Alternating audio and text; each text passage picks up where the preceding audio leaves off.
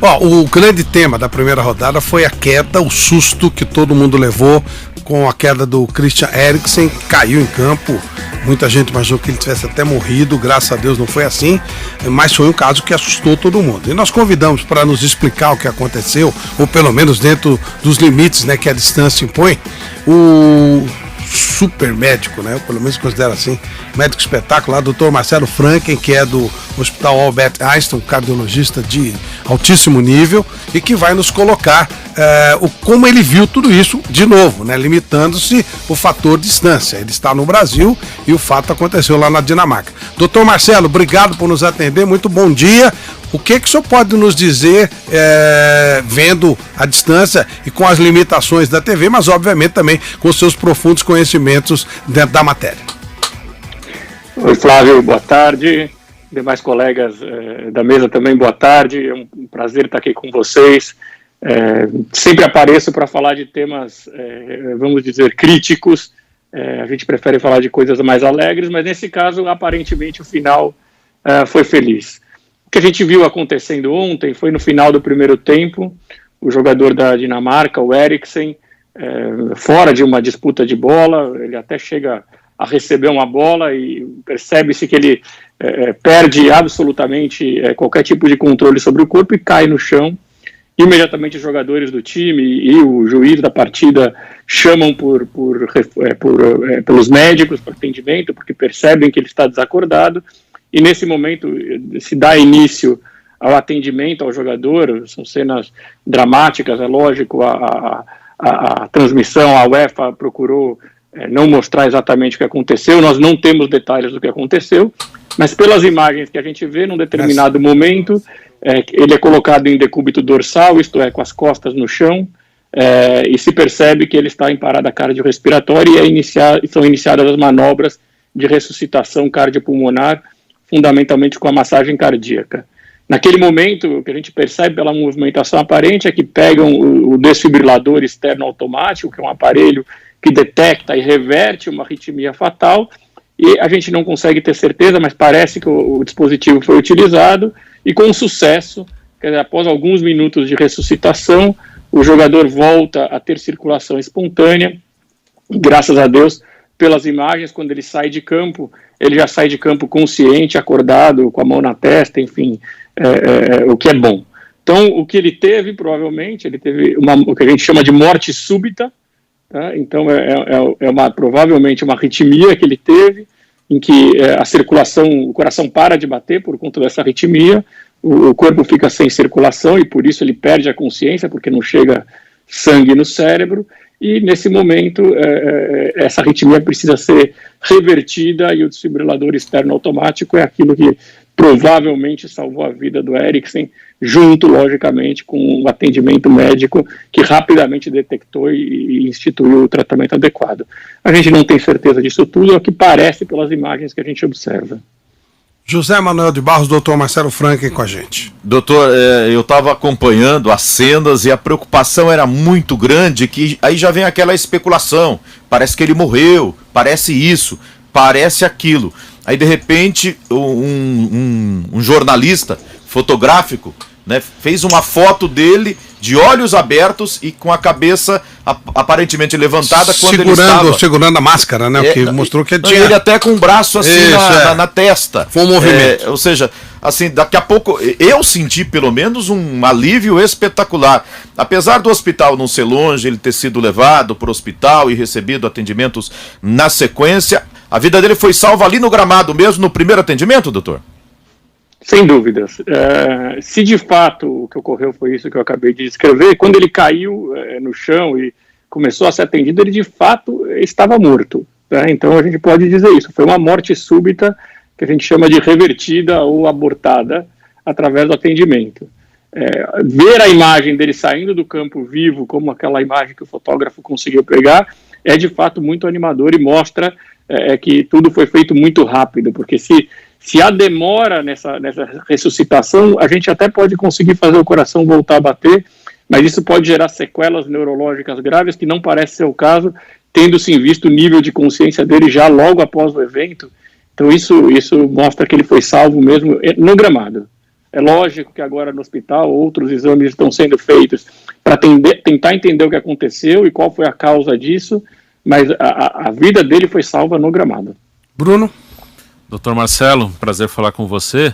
E eu queria perguntar sobre a sequência da vida e também da carreira do Christian Eriksen como atleta. É claro que o senhor está à distância, mas você acredita que o Eriksen ele tem condição de voltar a jogar futebol? É muito difícil? O que você pode dizer sobre isso pelas informações que você tem? Oi, Bruno, boa tarde, prazer voltar a falar com você. A primeira coisa que a gente precisa entender, e os médicos com certeza vão fazer isso, é o que aconteceu com ele. Então, por que ele teve isso? São várias as causas de morte súbita em atletas, e muitas delas provavelmente já foram investigadas antes mesmo dele ter isso. Quer dizer, obviamente, a gente já vê nas notícias o médico do Tottenham, que era onde ele jogava antes de ir para a Inter de Milão, dizendo que até pelo menos 2019 em todos os exames o coração dele era normal, e agora precisa entender por que isso aconteceu, se isso é uma causa reversível, se isso é um problema, uma doença hereditária que ele tem, para aí então entender se ele vai voltar a jogar ou não.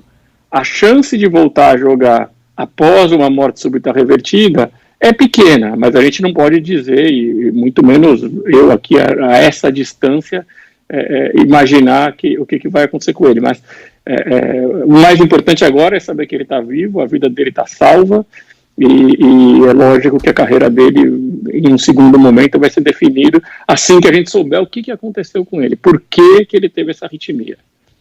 Doutor Marcelo, a gente olha o atendimento que foi dado ao Serginho em 2004 e comparado com o de ontem foi uma coisa muito mais rápida, muito mais evidentemente com uma noção mais exata do que acontecia. A medicina vem aprendendo com esse tipo de caso, e aí não é nem culpar quem demorou aqui e nem elogiar quem chegou lá, não, há uma evolução, a medicina ela aproveita, entre aspas, esses casos para aprender e para evoluir, inclusive, nesse tipo de tratamento?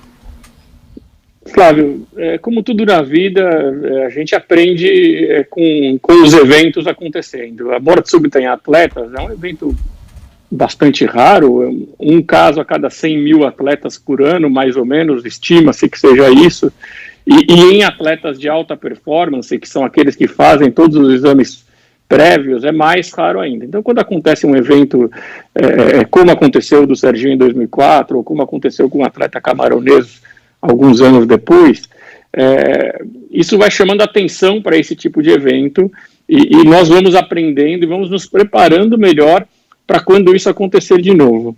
Conversando com médicos que ficam na beira do gramado, todos eles dizem que eles se preparam para isso, mas rezam todo dia que entram em campo para que isso não aconteça no dia que eles lá estão, porque é muito, muito dramático e é algo que ninguém espera, né? Um jovem de 29 anos, atleta, saudável, de repente ter uma coisa dessa. De toda forma, são preparados, os médicos, a equipe médica e paramédica treina para isso, e como é um evento muito raro, o treinamento precisa ser recorrente, porque senão, como você não pratica, porque o evento é raro, você acaba esquecendo como atuar. Então, é muito importante esse treinamento o tempo todo. Se você percebe, eles já entram no gramado com o desfibrilador. Então, os paramédicos ou os médicos que estavam acompanhando o primeiro atendimento já têm o desfibrilador. Quer dizer, não espera você detectar que há a arritmia ou a morte súbita para então pedir para alguém buscar o desfibrilador num lugar qualquer. Não, já entra com o desfibrilador, porque se precisar usar, qualquer minuto é crucial no prognóstico, seja cardiológico ou neurológico do atleta, no caso.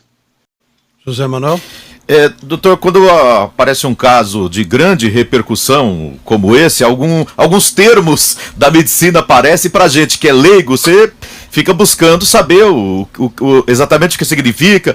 De repente é algo que o senhor até já falou no programa de hoje com outro nome, falou-se muito em síncope cardíaca. Eu gostaria que o senhor, por favor, explicasse para nós leigos, né, o que seria isso, e emendando uma segunda colocação, num primeiro momento colocaram ele de lado, deu a impressão do médico colocando o dedo até na boca dele, nem sei se foi o médico, depois que ele foi virado, né, de costa ali pro chão, e começou a massagem do peito do jogador, né? Por que isso aconteceu, doutor? Na sua visão. Então, José Manuel, síncope é a perda do tônus muscular secundária a uma diminuição do fluxo de sangue para o cérebro. Tá? Então, o nome popular de síncope é desmaio. Então, uma síncope cardíaca seria um desmaio por conta de uma diminuição do fluxo cardíaco por conta de alguma arritmia ou alguma queda de pressão ou alguma coisa assim.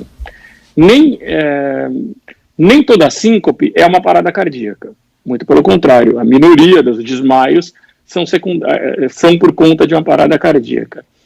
O jogador Eriksen ontem, quando ele caiu, naquele primeiro momento, diz no relatório da Federação Dinamarquesa que quando os médicos chegaram, ele ainda tinha pulso e ainda respirava, e ele aparentemente tinha alguns abalos convulsivos. Esses abalos convulsivos são secundários à diminuição do fluxo de sangue no cérebro. Então o cérebro entra em sofrimento, ele pode ter alguns abalos convulsivos. Quando o médico imagina que aquilo é uma crise convulsiva, coloca ele de lado. Depois, alguns segundos depois, ao constatar que na verdade se tratava de uma parada cardiorrespiratória, imediatamente se coloca o atleta na posição de decúbito dorsal, que é aquela deitada de costas, de barriga para cima, para aí sim iniciar as manobras de ressuscitação cardiopulmonar. Seja a massagem cardíaca, isso a gente conseguiu ver claramente sendo feito, a massagem cardíaca, que são as compressões torácicas, para que exista algum fluxo de sangue mecânico, com compressões torácicas externas, para o cérebro, até que se consiga fazer o coração voltar a bater, e isso é feito com o desfibrilador. Então aquela posição de lado provavelmente foi colocado por imaginar que podia ser uma crise convulsiva, quando viu que era uma parada cardiorrespiratória, colocou na posição habitual de ressuscitação cardiopulmonar.